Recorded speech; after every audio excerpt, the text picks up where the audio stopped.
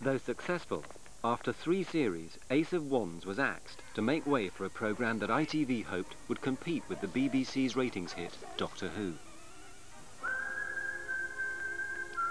The series ITV developed acquired such a dedicated cult following that its creator, Roger Price, disappeared and refused to appear on TV until now. In the early 70s, Price was a producer at the BBC's Junior Points of View. When he asked children whether they preferred BBC or ITV programmes, the corporation's output was given the thumbs down. The BBC was losing the battle for the nation's young viewers. They liked Doctor Who, but Doctor Who, as we pointed out on Points of View, was not a children's department show. And in fact, if it had been, it would never have got made. Thames Television asked Price to devise a series that could take on the Doctor. He was a very inventive person. He also was a terrific ideas man. And he came to me with the Tomorrow People. Doctor Who was the big thing. But I could see, we didn't want to copy it. Also, I was in the children's department. We had no money. Best we could come up, we couldn't afford people who had real talent. Taking it in most basic in executive language, Doctor Who was an old man, so we should do ours with young kids.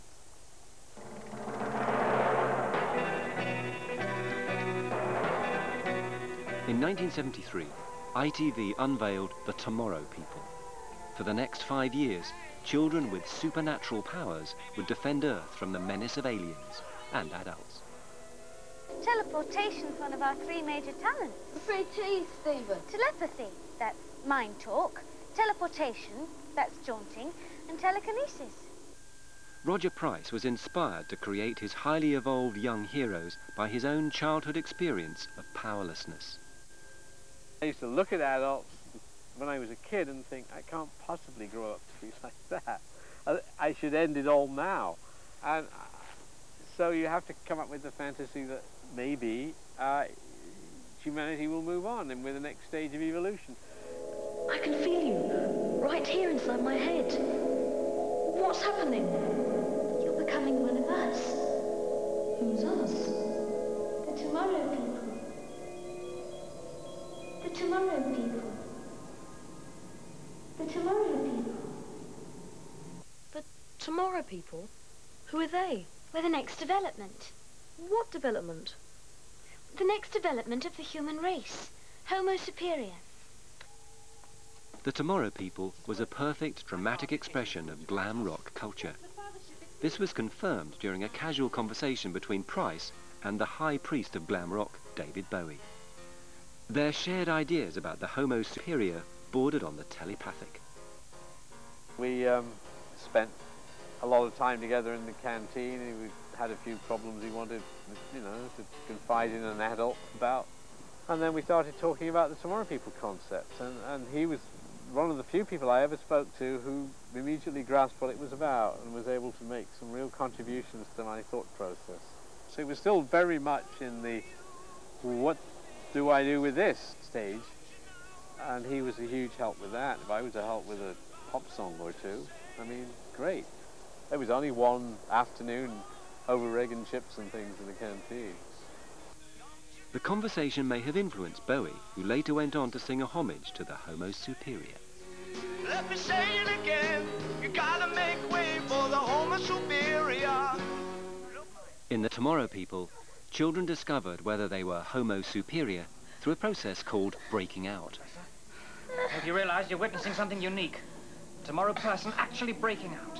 You can't escape the fact that he comes up with this perfect analogy for growing up.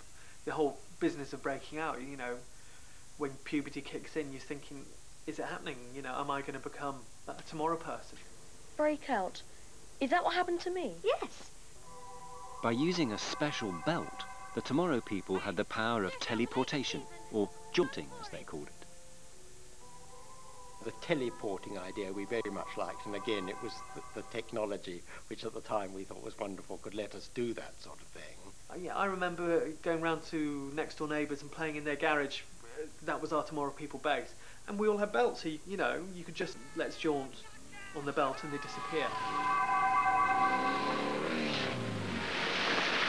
It's a great thing for kids to feel that they've got a world that they can explore in which it's their world.